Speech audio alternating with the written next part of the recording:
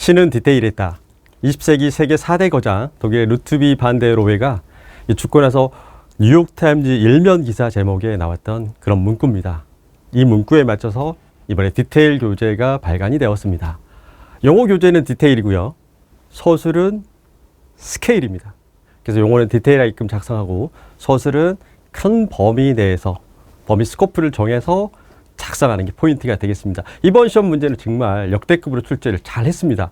특히 약수령이 6문제 정도 출제가 되는데요. 이 약수령을 출제할 때마다 합격률을 조정을 했다, 이렇게 보시면 될 것 같아요. 자, 뒤쪽에 최근 경향과 그 다음에 이번 출제 경향을 분석하도록 하겠습니다. 최근 이 10회차 경우에 볼 때요, 변경된 법규하고 안전에 관한 문제가 이슈였어요. 그리고 항상 사건 사고가 일어났던 것들, 데크플레이트 출제가 됐었고, 바닥 충격음. 자, 그리고 특히 이 스마트 건설이 가장 많이 출제가 되던 그런 최근 10회차다라고 보시면 될 것 같아요. 자, 이번 131회 용어 약수령 형태는 뭐냐면요, 용어를 하나만 묻는 게 아니라 이 과정 설명과 유의사항을 같이 묻는 형태인데 118회 때 2문제가 출제됐어요. 그리고 119 참았다가 121회 때부터 점점 늘어나고, 이에 따라서 합격률도 낮아지고 있습니다. 즉 아주 얇게 공부한 이 암기법 형태로 해서 아이템 위주로 썼던 이런 답안이 이제 경쟁력이 안 되기 시작한다. 즉 디테일하게끔 작성하지 않으면 점수를 받기가 힘들게끔 그렇게 출제가 되고 있습니다. 자, 거기에 맞추어서 디테일 용어 교재가 서술과 용어에 맞춰서 시방서 기준에 맞춰서 그렇게 교재를 만들었습니다. 자, 특히 6문제가 연달아서 나왔죠. 네, 그래서 이번 출제가 제가 밑에 쭉 보시면은 정말 역대급으로 잘 출제를 했어요. 출제 수준이 좀 상향이 됐지 않나. 특히 이제 여기 중대 산업재해가 있는데 중대 시민재해로 나왔어요. 원래는 산업재해로 나와야 되거든요. 근데 시민재해로 났다는 거는 잼버리 사고, 그다음에 제천 사고가 일어나면서 이 제조하고 시설물과 관련되게끔 출제를 했어요. 그래서 우리 문제라기보다는 사회 전반적인 문제를 출제를 했고요. 유효 높이 같은 경우는 구조 문제거든요. 즉 이제 스턴업 두께하고 그다음 피복 두께, 그리고 죽은 두께의 절반이죠. 네, 중심축이니까. 거기에 맞춰서 이제 사용성에 관한 처짐인데 3교시 문제인데요. 이게 시공 문제가 아니라 구조 문제, 이 두 가지는 구조 문제입니다. 그래서 제가 구조 선생님하고 이제 상의를 해서 이걸 답을 어떻게 해설하면 좋겠고 어떻게 문제를 써야 될까요? 하니까 단면 2차 모멘트, 기타 균형 절근비, 그다음에 지성파기, 연성파기 이런 거 적으면 잘못하면 빵점 맞을 수 있습니다. 그냥 사용성에 관한 부분과 힘 철근에 관해서 내용을 구조 문제이기 때문에 적어야 된다, 이렇게 또 이야기를 하시더라고요. 그래서 구조 문제가 총 무량판 구조까지 이 3개로 나왔고요. 이 무량판 구조 같은 경우 7월 30일 날 이제 정부에서 발표했던 제도적인 부분을 추가적으로 작성하게끔 출제를 했습니다. 총 기출문제 7문제, 그 다음에 16문제가 출제되었는데 난이도는 높다라기 평가하기가 좀 애매모호하지만 제가 볼 때는 너무도 출제를 잘해서 이걸 수험생들이 제대로 그걸 소화를 했을까 좀 의문이 있습니다. 그만큼 디테일하게끔 작성하지 않으면 점수를 받기가 힘들어요. 그래서 공부 3년 했어 5년 했어 이게 중요한 게 아니라 정말 얼마만큼 정확하게 했는가, 그게 이번 합격에 가장 중요한 회차지 않을까 싶습니다. 간단하게 1교시, 그 다음에 3, 4교시까지 한번 쭉 보도록 할게요. 총 13문제 중에서 기출문제로 출제된 문제가 7문제가 출제가 됐고요. 문제가 좀 길어서 그렇지 약수령은 아니에요. 3번 문제 같은 경우는 탄소 중립도시와 녹색 건축물 또는 녹색 건축물 인증에 관한 내용들, 이렇게 해서 서술로 나와야 될 문제인데 용어로 출제가 됐습니다. 아마 상당히 디테일하게 작성하기 힘들었을 것 같아요. 그리고 결로수 처리를 위한 이중벽 구조, 이거 같은 경우는 이제 우리 4인치 블록, 6인치 블록으로 쌓던 그 결로수 방지를 위한 밑에 방수턱 기본이고 배수 위핑 홀 기본이고 그 다음에 환기구와 점검구 기본이겠죠. 자, 추가적으로 이제 요즘 배수판 시공을 할 수도 있어요. 배수판 시공도 충분히 이 이중벽에 들어갈 수도 있습니다. 근데 이중벽 구조라고 이렇게 나왔기 때문에 원초적으로 네, 블록 쌓는 형태로 가서 이중벽 구조를 해주는 게 조금 더 정확한 답이다라고 보시면 될 것 같고요. 커튼홀 같은 경우는 금속 커튼홀이 아니라 커튼홀이기 때문에 PC, 금속 같이 작성을 하셔야 점수를 받을 수 있을 것 같고요. 그 다음 특별히 없는데 네, 내압피복은 공법별이에요. 공법별. 그래서 공법별로 작성을 안 하면 이게 점수를 못 받을 것 같아요. 그러니까 내압 성능 도표 이거 그려가지고 점수 받겠지. 이렇게 해서는 점수를 좋은 점수가 받지 못하지 않을까 싶습니다. 그리고 나머지 거는 큰 문제가 없죠. 네. 서술 이제 2교시 첫 번째 문제인데 1번 문제의 경우는 이 검사와 시험을 구분을 했어요. 그냥 인스펙션 테스트 그냥 검사만 해도 되는데 그 안에 시험 항목들이 뭐냐라고 별도로 물어봤어요. 이게 함정이 될 수가 있습니다. 그래서 도막 검사, 두께 측정, 부착력 테스트 하고 비파기 검사 하시면 돼요. 물론 용접사 기량 테스트라든가 스터드 볼트 구부림 시험 작성해도 무방합니다. 그 다음에 이제 로봇 같은 경우는 공종별 활용 방안이기 때문에 지금 현재 이제 건설 쪽에서는 로봇이라고 하기는 약간 좀 애매모호해요. 자동화 로봇이 약간 아직까지는 활발하게 되지는 않았어요. 하지만 이제 예를 들면 토공사에 들어가는 로봇, 그 다음에 커튼홀 조립을 하기 위해서 이제 간단하게 이동하는 로봇들 이런 것들 공정별로 작성을 하시면 되겠고, 무량판 구조는 아예 전단 철근이 나왔어요. 그래서 전단 철근 그대로 작성을 하시고 제도적 방지 대책 정부에서 나온 그 지침대로 그대로 작성하시면 큰 문제가 없을 것 같은데, 문제는 이제 특수구조물과 관련된 내용들을 한번 좀 언급을 좀 해줘야 될 것 같아요. 구조기술자 들어가는 부분들 하고. 자, 흙막이 주변 기본적인 문제고, 협의, 조정, 중재, 소송. 네, 프로세스대로 작성을 해야 되는데, 5번 문제 같은 경우는 이 딱 정해진 문제로 갔기 때문에 이건 사례를 작성을 하지 않으면 전체적으로 3페이지를 작성할 때 좋은 점수를 얻을 수가 없어요. 그 다음에 어스앵커 같은 경우는 천공, 앵커 삽입, 그라우팅, 그리고 긴장 정착이 파트별로 정확하게 나와 있기 때문에 배합비 기준부터 해서 인장 정착 기준에 관해서 적지 못하면 이 또한 점수가 좀 좋지 않을 수가 있습니다. 그래서 문제가 모르는 문제다 이런 거 없어요. 하지만 디테일하게 작성하기가 조금 힘들었다라고 보시면 될 것 같아요. 3교시 문제 같은 경우도 1번에 우기처리라고 나왔다라면 두 가지로 접근할 수 있어요. 지금 현재 시공을 하고 있는데 네, 기초가 완성이 됐는데 기초가 낮아요. 그때 기초가 자체가 부상을 할 수 있는 이런 조건이 있겠고요. 그 다음에 지하층까지 갔는데 우기철에 잠기는 경우, 아니면 지대가 낮았을 때, 우기철에 지대가 낮았을 때, 이렇게 해서 구분을 좀 해주셔야 점수를 받을 수 있을 것 같고요. 한계 허용치는 이제 관리 허용치와 구분을 해서 작성을 하셔야 되고, 다만 이 문제가 질문이 좀 많아요. 세우기 장비 선정 시 고려할 사항하고 이 대수하고 위치 산정 이런 들어가는 부분들 기종 선정까지 같이 작성을 하고 나서 세우기 작업 시 유의사항을 프로세스로 가야 되기 때문에 내용이 생각보다 많았다라고 보시면 될 것 같고요. 3번 문제 같은 경우는 기둥 이음 위치, 그 다음에 슬래브 보호 이음 위치를 정확하게 단면을 그림을 그려줘야 점수를 받을 수가 있겠죠. 그리고 재료 분리 간단한 문제고, 5번 문제가 장스팬이다 라고 해서 이거 깊게 들어가면 장스팬 건물들이 많이 있어요. 그런데 지금 철근 콘크리트예요. 철근 콘크리트. 그래서 프리스테스가 아니라 철근 콘크리트 슬래브의 처짐이다. 이렇게 나왔기 때문에 사용성에 관한 문제하고 철근 콘크리트에서 휨 철근 배치 이런 쪽으로 접근을 하셔야 될 것 같고요.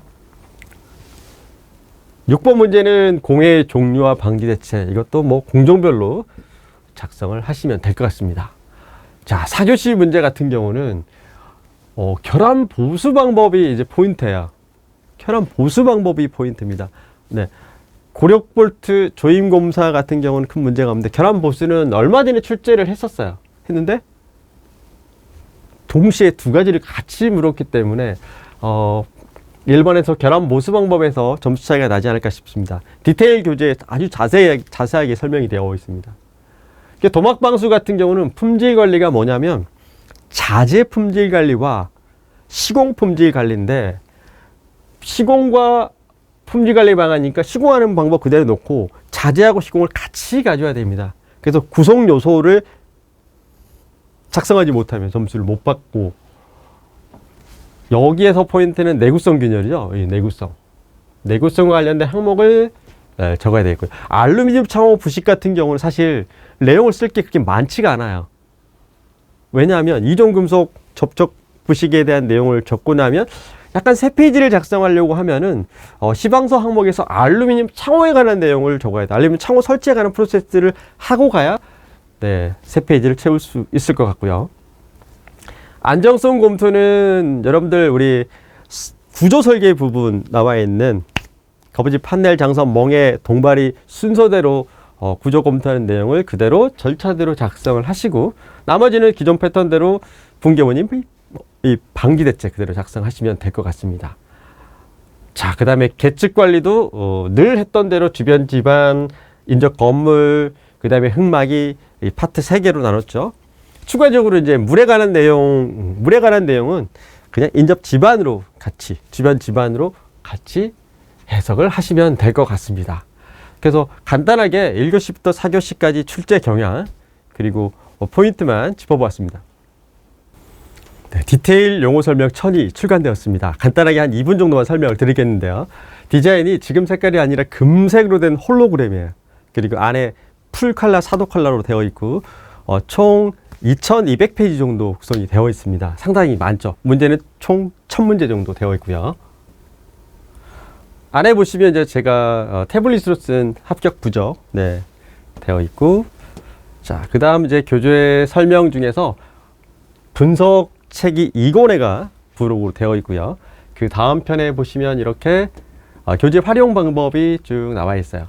교재 활용 방법 같은 경우는 상단에는 별표 3개짜리가 365개가 있고, 학원 출첵 홈페이지에 보시면 출첵 용어에 1월 1일부터 12월 31일까지 용어가 그대로 딱 그날에 맞게끔 용어가 올라갑니다. 그래서 여러분들 공부하실 때 8월 30일이다 그러면 초고층 공정운영 방식이다 이렇게 해서 딱 그 군대 우리 암고처럼 정리가 되어 있고요. 그 다음에 이제 상단에 보시면 유형 분류가 되어 있는데, 이 유형 분류 최초로 제가 JYB 유형 분류로 이름을 붙여놨고, 거기에 맞게끔 모든 용어를 유형 분류를 해놨어요. 그리고 왼쪽에 보시면 국가표준, KCS, KDS, 그 다음에 국가계약법, 기타 모든 법 근거 자료가 되어 있고요. 핵심 단어, 상단에 공부할 수 있도록 핵심 단어가 왼쪽 하단에 이렇게 되어 있습니다. 자, 기본적으로 이제 제가 영상을 별도로 찍어 놓은 게 있으니까 참조하시면 되겠고요. 대략 이렇게 깔끔하게 이런 식으로 용어 공부 또는 서술도 같이 할 수 있게끔 되어 있고요. 무엇보다 요즘은 약수령이 출제가 되기 때문에 이 디테일 교재 꼭 보셔야 될 것 같아요. 그래서 이번 총평 하는데 정말 수월하게 정말 빨리 끝냈어요. 왜냐하면 이 체계가 거의 대부분 내용이 출제 경향에 맞춰서 나와 있습니다. 그래서 생각보다 총평 자료 준비하는데 어렵지가 않았어요. 대략 이렇게 이제 쭉 되어 있죠. 그래서 기존에 보지 못했던 우리 모든 책들이 있잖아요. 많이 있는데 기술 지침보다 좀 더 보기 편하고, 그리고 디테일하게끔 작성하고 시험과 관련되고, 특히 이제 건설회사 공무 보시는 분들 같은 경우는 이권 같은 경우는 거의 법규 모든 부분이 다 들어있기 때문에 일하실 때 꼭 합격을 떠나서 꼭 필요한 책이지 않을까 싶습니다. 필수적으로 가지고 있어야 될 만큼 모든 기준이 거의 다 들어가 있다라고 보시면 될 것 같아요. 이번 시험과 관련돼서 몇 가지 문제를 발췌해서 보도록 하겠습니다. 시험 문제가 금속 커트롤이 아니라 전체 커트롤 공사 시 시공 단계 이렇게 나왔거든요. 유의사항. 그런데 일단 프로세스는 거의 똑같아요. PC 커트롤과 금속 커트롤을 구분해서 작성하시면 조금 더 좋은 점수가 나올 수가 있겠고요. 기준 먹매김부터 시작해서 실링제 작업까지가 전체 설치 프로세스입니다. 추가적으로 이제 제작 과정 검사 말고 시공 과정의 검사를 적을 수도 있어요. 네, 유의사항이기 때문에. 자, 철골 뇌압비복 공법 같은 경우도 용어로 출제가 됐습니다. 그런데 이게 공법별 검사라고 했어요. 이게 이제 포인트입니다. 그래서 공법별 검사가 네, 413150, 네, 414302. 자, 이거 한번 볼까요? 네. 이거 왜 이거 413150에 나와 있는 미장, 뿜칠, 조적, 붙임, 멤브레인, 도장 공법. 예, 수치가 지금 500인데 1500입니다. 1500. 이렇게 해서 공법별 이게 핵심 포인트가 되겠고요. 이런 내용들 내야 성능 기준 그게 점수 포인트가 아니다라는 걸 좀 알아두셔야 될 것 같고요. ITP 같은 경우는 시험 문제 포인트가 뭐냐면 검사하고 시험으로 구분을 했어요. 그래서 검사가 상위 폴더고 시험이 하위 폴더인데, 자, 검사를 한번 보겠습니다. 우리가 늘 알고 있는 검사 계획 기본적인 내용 포함되면서 공정관 검사를 쭉 하고 나서 시험 3가지를 적어 주셔야 돼요. 이때 시험 3가지가 여기 이 도막 측정하는, 네, 도막 결함 측정하는 부착력 테스트, 네, 이게 중요하고요. 두께하고 부착력 테스트. 그 다음에 이제 비파기 검사 항목들 있죠. 비파기 검사 항목들, 이걸 적어야 돼요. 그러니까 검사하고 시험을 약간 구분을 해 놓을 필요가 있습니다. 검사 과정을 쓴 다음에 시험 항목을 별도로 작성을 해 주셔야 돼요. 하나가 더 있는데 스터드볼트 타격 시험이 있을 수도 있어요. 그런데 지금 ITP에서는 그렇게 중요하진 않습니다. 지금 상황에서는. 자, 그 다음에 언센커 공법 같은 경우는 아예 딱 지정을 했습니다. 우리 교재가 똑같이 출제가 됐어요. 천공 오차 그리고 앵커 삽입할 때 천공의 각도하고 깊이거든요. 그 내용. 그 다음에 그라우팅 방법 중에서 1차, 2차, 3차 주입으로 구분하는 내용이 나왔고, 그 다음에 이제 PC 강선, 긴장하고 정착. 네, 교재 그대로 출제가 됐습니다. 이런 부분들이 이제 여러분들 앞으로 기술사 공부 준비하실 때 이 디테일 용어 교재로 용어 서술 다 가능하다. 시방서 기준으로 되어 있고요. 각 공정별로 이 사진들, 그리고 이제 이쪽에 국가 표준들, 그 다음에 레이아웃, 가장 중요한 핵심 단어를 이렇게 작성을 해놨어요. 그래서 우리가 용어 작성하다가 보면 고득점을 맞아야 되는데 그 핵심 단어를 놓치면 안 되잖아요. 혼자 공부할 때. 그래서 혼자서도 공부할 수 있게끔 이렇게 되어 있고, 우측 상단에는 이제 유형 분류가 되어 있어요. 그러니까 이게 공법으로 되어 있으니까 공법의 원리하고 시공 순서가 나와야 돼 있구나 해서 공법의 원리, 네, 프리스트레스한 토합 지지 원리 이렇게 적어져 있고요. 그 다음에 그 밑에 프로세스가 이제 순서대로 이렇게 쭉 나온 거죠. 시공 순서 프로세스대로. 이렇게 해서 이번 시험이 아주 문제들이 정말 출제를 잘했습니다. 그리고 어느 정도 실력 편차가 좀 심하게 날 거다라고 생각을 해요. 그래서 공부 기간이 중요한 게 아니라 얼마만큼 깊이 공부했나, 이게 이번 시험의 포인트지 않나 싶습니다.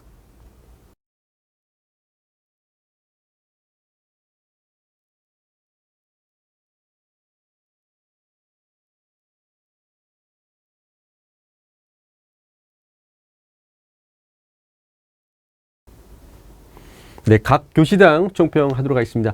간단하게 각 문제당 한 1분 정도 설명을 하도록 할게요.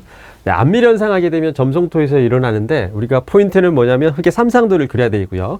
자, 그 다음에 초기 압축, 1차 안밀, 2차 안밀, 진압 과정 적어야 되어 있고, 여기 이 포인트가 중요한데, 샌드 컴팩션의 경우는 사질도 점성도 같이 들어가요. 그래서 다짐이 해놨고, 안밀 배수 같은 경우는 우리 이 연직 배수 들어가는 공법들이에요. 샌드 드레인, 페이퍼 드레인, 팩 드레인, PVC 드레인, 그 다음에 생속해 말뚝 이런 것들이고요. 고결 열처리 이런 것들은 약액주의 공법이 변경되어 있는 거고요.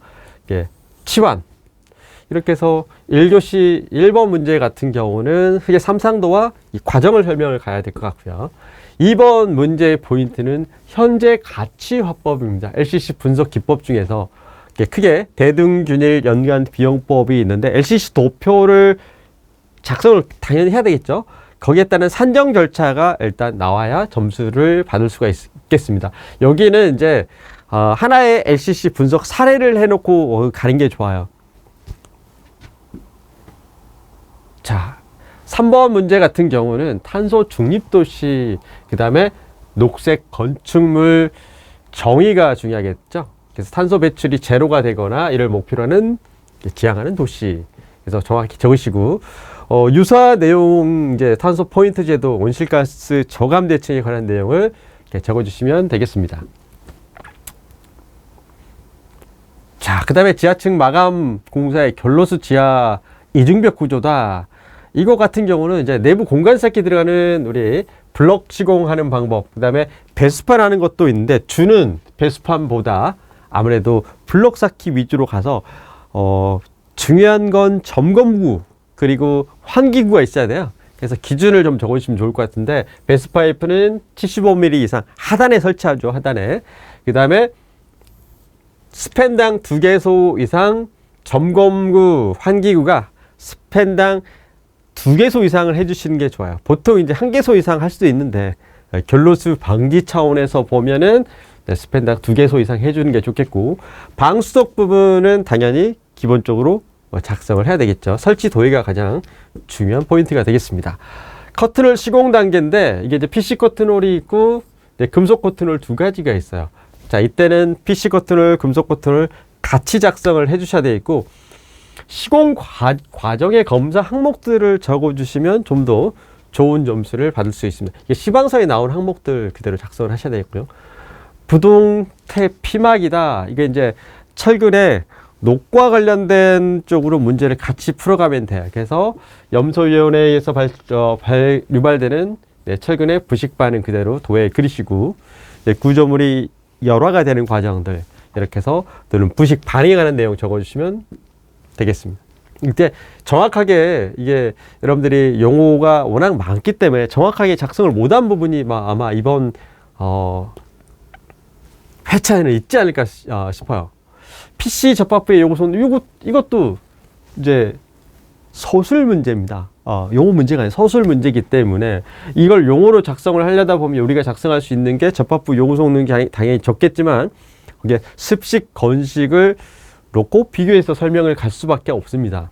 그래서 포인트는 습식, 건식, 부재별로 또 부위별로 설명을 해야 되는데 용어기 때문에 한 페이지 작성하실 때 어떤 배분을 잘못하면 실패할 수 있습니다.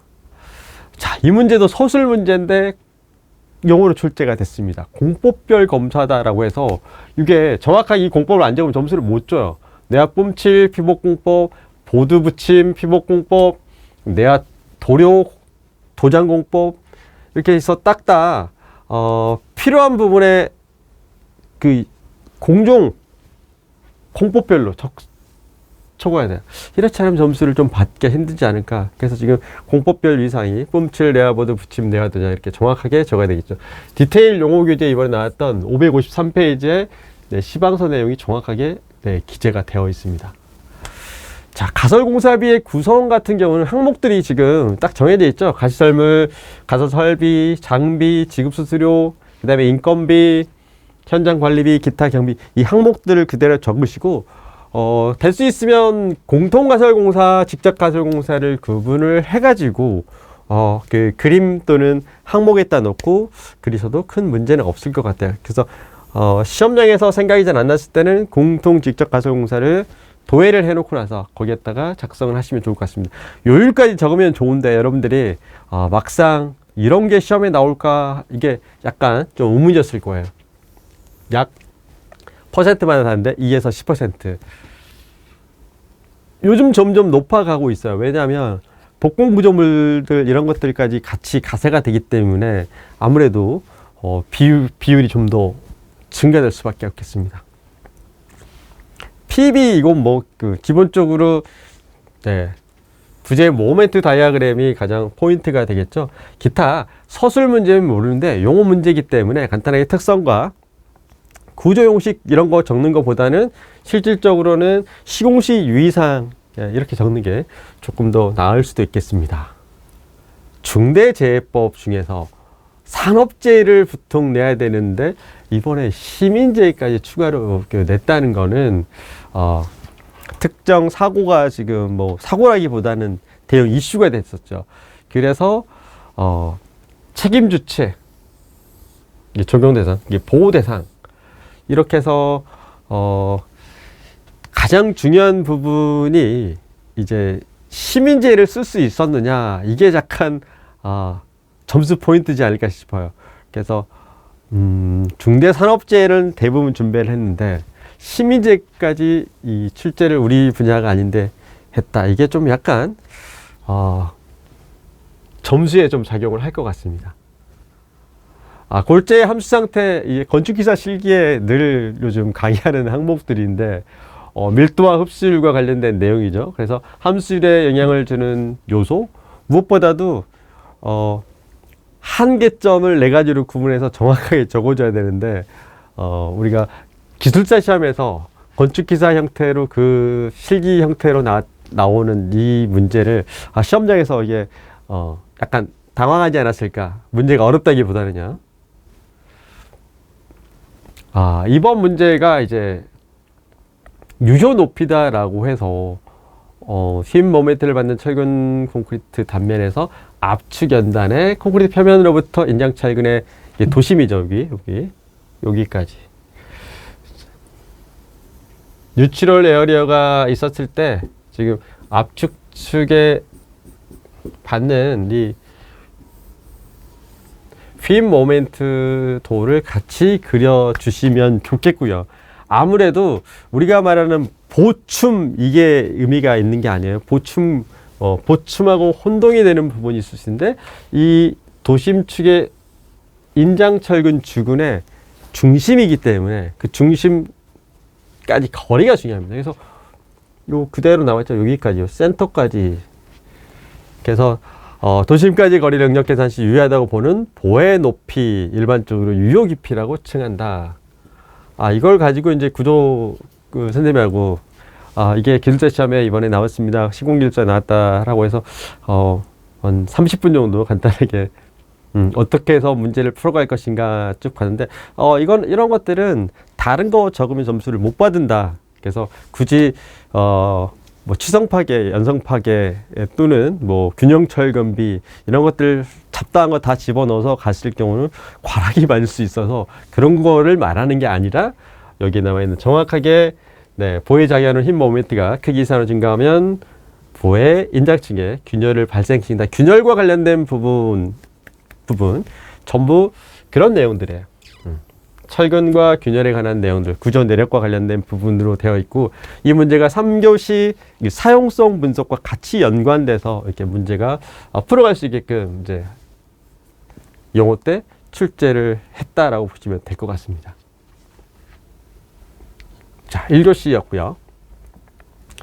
2교시 문제도 간단하게 보도록 하겠습니다. 총 6가지 문제 중에서 지금 이번 문제만 이번에 이슈로 기출문제가 아니죠. 이번 문제만 별도로 이렇게 출제를 했고요. 나머지는 전체적으로 많이 출제된 기출문제인데 기존에 있는 기출문제와 약간 다른 부분들이 있어요. 여기는 시험을 물어봤다. 이게 포인트가 되겠고 그 다음에 4교시 4번 문제는 그 문제가 없겠고요. 5번 문제는 아예 딱 지정을 했습니다. 6번 문제도 딱 이렇게 지정을 했어요.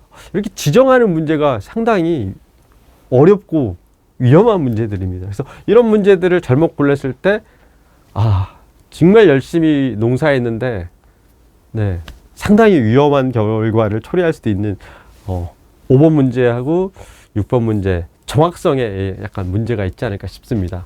자, ITP의 경우는 공정관 검사를 적으시고 이번 시험 문제에서는 이 비파괴 시험 그 다음에 도장 부착력 시험 이걸 정확하게 물어보는 것 같고요. 용접사 기량 테스트하고 스터드 볼트 구부림 시험 타격 시험 외에도 들어갈 수도 있다. 근데 포인트는 비파계, 그 다음에 도장 부착력 시험이고요. 기타 검사 항목들을 그대로 프로세스대로 적어주시는 게 좋은 점수를 받을 수 있지 않을까 싶습니다. 이번에 로봇 같은 경우는 사실 데이터가 그렇게 많지가 않아서 이걸 풀어가는 게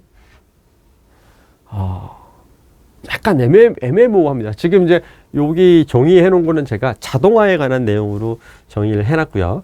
공정별로 파트가 있어요. 우리 교재 이제 뭐 기본서에도 있고 디테일 용어에도 뭐 페이지 40페이지 보면 간단하게 공정별로 나와 있는데 서술로 이것들을 작성을 하기에는 약간 디테일 부분에서 좀 떨어지지 않을까 싶어요. 이번 문제. 3번 문제 같은 경우는 최근 이슈이기 때문에 모두가 준비를 다 했을 거다라고 생각을 해요. 그리고 특히 제도적인 부분에서 각 단계별로 관리 기준을 확인한다든가 책임 주체에 대해서 제도 정비가 필요한 부분, 그리고 이제 특수 구조 건축물 구조 협력 범위를 확대한다든가, 또는 이제 우리가 이제 보면 중요도 개수들 있잖아요. 건물에 따라 중요도 개수, 뭐 이런 것들이 이제 이와 약간 연관이 조금 있다라고 보면 되고요. 지금 국토교통부의 사고조사 보고서 내용이 그대로 출제가 됐습니다.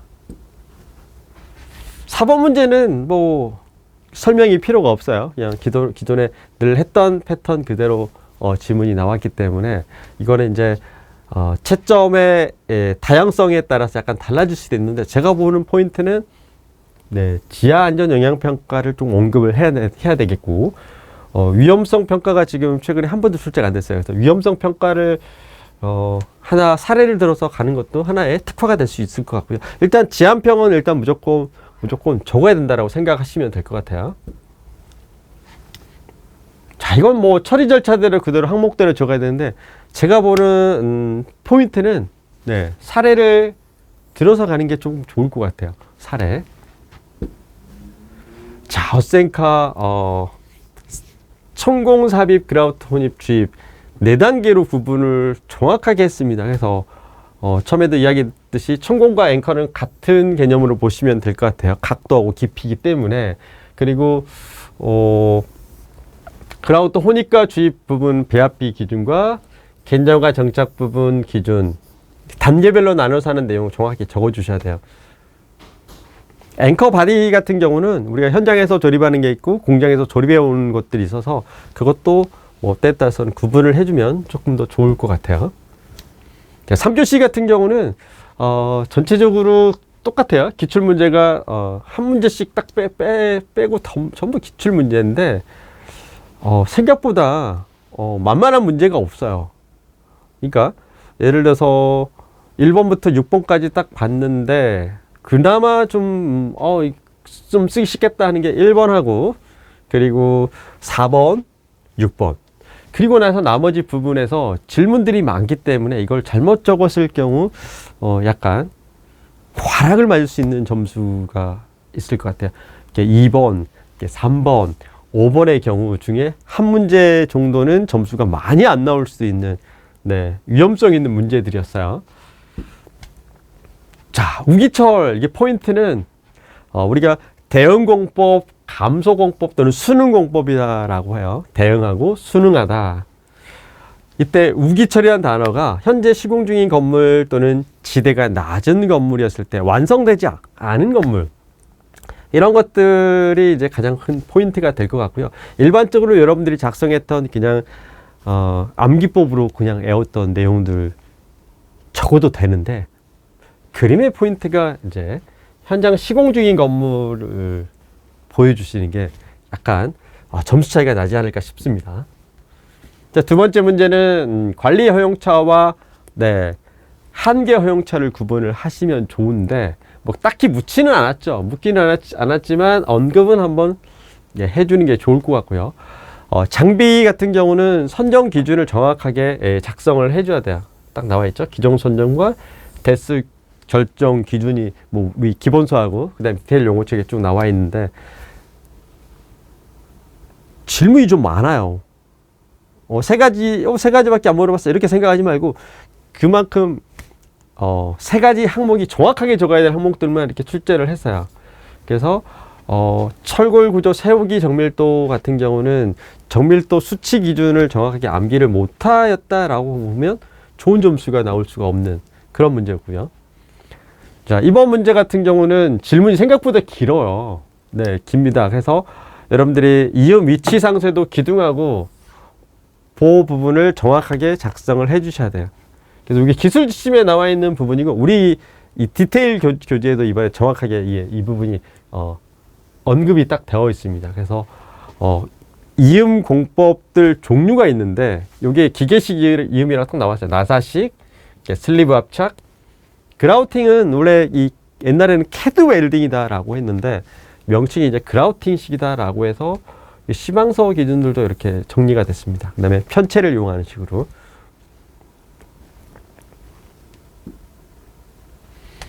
굳지 않은 재료 분리, 이건 이제 늘 기본적인 문제이기 때문에 굳지 않은 게 포인트가 됩니다. 그래서 배합 설계하고 타설 관리로 가야 되겠죠.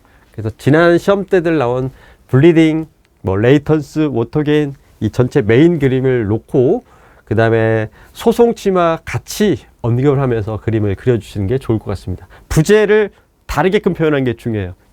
단 차이가 나게끔. 그래서 부재별로 메인 그림들을 해주면 좋을 것 같습니다.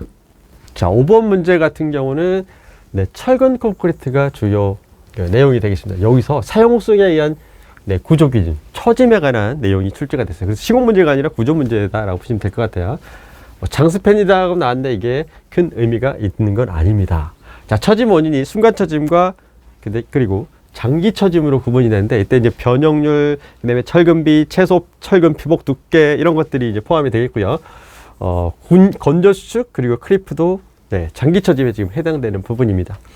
그래서 힘 광선과 단면 2차 모니터 언급을 해도 되고, 가장 중요한 건 처짐의 제한, 최대 허용 처짐에 관한 내용, 이 기준을 적어야 되는데, 이걸 구조 기준으로 적어야 되는데 시공적으로 접근을 했을 때 점수가 과연 어떻게 나올지 궁금한 부분입니다. 자, 그래서 뒤에 보면 이제 한계 상태하고 설계상의 검토, 사용성과 안전성에 관한 내용들 언급이 되어야 되고요. 완전 구조 문제입니다. 그래서 탄성 처짐은 순간 처짐, 즉시 처짐, 그러니까 치마의 기준을 가지고 부동 치마 쪽으로 갔을 때 우리가 탄성 치마, 안 밀치마, 2차 안 밀치마 가잖아요. 근데 이거는 이제 철근 콘크리트이기 때문에 정확하게 즉시 처짐과 장기 처짐으로 구분을 해서 아까 1교시 때 나왔던 유효폭과 관련된 부분, 중심축과 관련된 부분들도 마찬가지로 언급이 되어야 할 부분들입니다. 그래서 구조 문제라서 이걸 시공적으로 접근을 했을 때 점수가 어떻게 날지 가장 궁금한 문제 중에 하나입니다. 6번 같은 경우는 이제 공정별로 가면 되는데, 시방 기준에 보시면 건설 환경 부분에서 대기 수질, 토양, 소음이 나와 있고요. 건축물 공해에서 1도 전파, 그 다음에 빌딩풍, 그 다음에 경관, 이렇게 해서 항목이 딱 나와 있습니다. 그래서 시방서 항목에 나와 있는 이 공해 종류 언급을 해주시면 되겠고요. 공정별로 접근을 하셔도 큰 문제는 없을 것 같습니다. 자, 4교시 문제에서는 전부 기출 문제가 출제가 됐는데, 전체적으로 이번 회차도 지문들이 좀 긴 편이에요. 상당히 긴 편이에요. 그나마 4교시가 가장 무난하게 출제가 됐던 그런 회차다 보시면 될 것 같아요. 교시. 1번 문제에서는 이제 정확하게 용접과 고력 볼트를 구분을 해서 작성을 하셔야 되고, 포인트는 제가 볼 때 결함 종류별 보수가 중요하지 않을까 싶습니다. 이번에 이제 디테일 교재 발간이 되면서 세부적으로 결함 부분, 보수 부분을 언급을 해 놓았습니다. 참조를 하시면 될 것 같고요. 도막방수에서는 이제 여기 제가 구분해놨는데, 자재하고 시공으로 구분된 부분, 이 부분이 중요해요. 그래서 프라이머 도막재 보강재를 정확하게 구분을 해서 자재 품질 관리, 그 다음에 시공 품질 관리를 같이 작성을 해주시는 게 좋을 것 같아요. 도막 같은 경우는 두께가 중요하죠. 품질이니까. 3번 콘크리트 공사 후 시간 경과에 따라서 나타나는 균열을 구분을 해놨습니다. 자, 내구성과 관련된 이 질문이 가장 포인트가 되겠는데요.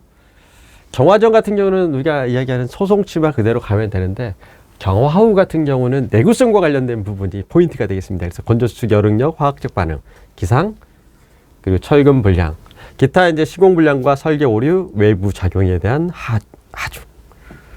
그래서 아마 이 내구성과 관련된 이 지문 가지고 점수 편차가 좀 많이 나지 않을까 싶습니다. 알루미늄 청호 같은 경우는 정말 얘는 정확하게 작성할 항목이 이렇게 많지가 않아요.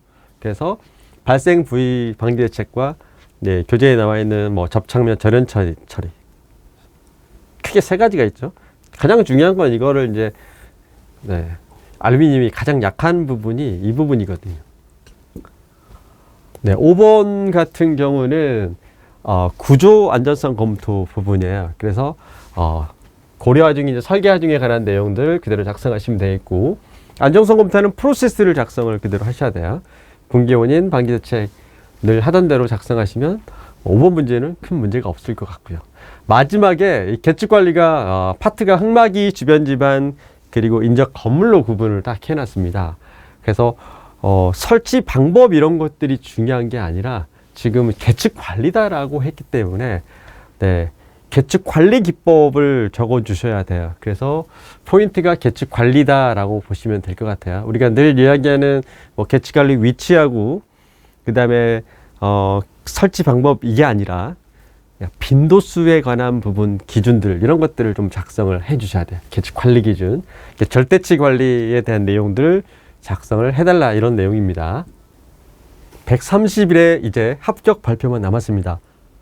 이제 처음 시작하시는 분들은 132의 준비를 해야 되겠죠. 이제 디테일 교재는 선택이 아니라 필수다라고 보시면 될 것 같아요. 기존에 있는 노트들 스타일이 완전 다릅니다. 좀 더 고득점, 디테일하게끔 작성하는 그런 방법이 필요합니다. 자, 영어는 무엇보다도 가장 정확하게 작성을 해야 돼요. 그래서 점수 편차가 정확성과 관련이 되어 있습니다. 어떤 사견이 필요한 게 아니에요. 그래서 디테일 교재에 나와 있는 이 별표 2개짜리가 135개고 별표 3개짜리가 365개입니다. 최소한 500개 정도 이 정의를 알고 있어야 되겠죠. 기타 나머지 500개 같은 경우는 중요성이 좀 떨어집니다. 물론 뭐 안 나온다는 건 아니에요. 그래서 여러분들 노트를 만들 때는 적어도 한 200개 정도, 적어도 200개 정도는 완성형 노트를 만드셔야 돼요. 용어 같은 경우도. 그리고 나머지 시간이 날 때 요약식으로 정의하고 메인 그림만 그려놓는 그런 노트를 가볍게 만들어 주셔야 돼요. 보통 이제 그런 것들을 이제 300개 정도 보통 만든다라고 보시면 될 것 같고요.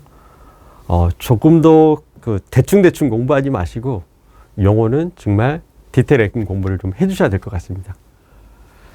뭐 기타 뭐 우선순위가 있는데 서술 같은 경우는 개수를 너무 늘리면 힘들어요. 그래서 용어하고 병행을 같이 하면서 서술을 해주신 게 좋아요. 그래서 이번 디테일 용어 같은 경우는 서술 문제를 별표 3개를 거의 다 해놨어요. 이렇게 서술과 용어를 같이 할 수 있게끔 보통 구성이 되어 있다라고 보시면 되겠고요. 이거 보시면 이제 마법지가 암기 1순위다. 이건 뭐냐면 마법지는 순서예요. 프로세스이기 때문에 순서를 모르면 용어도 모르고 서술도 모른다라고 보시면 될 것 같아요. 그래서 여러분들 아직 결과는 아직 안 나왔죠. 그리고 합격이 또 이미 됐을 수도 있어요. 네, 그랬으면 좋겠죠. 여러분들의 합격을 진심으로 기원합니다. 그리고 130일에 합격 발표 때 정말 기분 좋은 모습으로 대면을 했으면 좋을 것 같습니다.